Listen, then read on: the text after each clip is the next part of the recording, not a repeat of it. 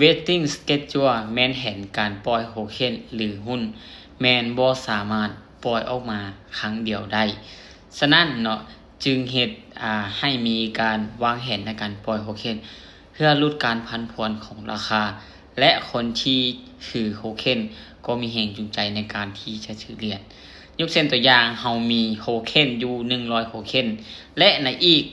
5 เดือนถัดไปนี้เฮาจะปล่อยจากโทเค็นและสมมุติว่าเฮาปล่อยอยู่ 5,000 โทเค็นและในอีก5-6 เดือนต่อไปนี้เฮาจะปล่อยจากโทเค็นฉะนั้นจึงเฮ็ดให้มีการวางแผนหรือว่า vesting schedule นี้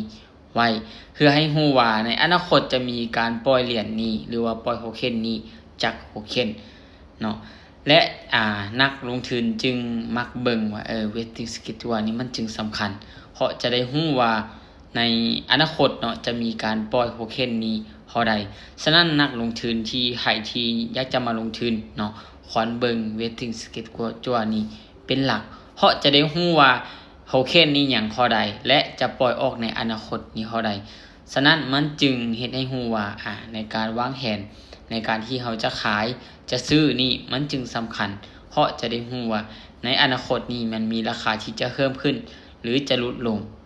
เพื่อป้องกันการขายทันทีและรักษาสภาพของโครงการนั้น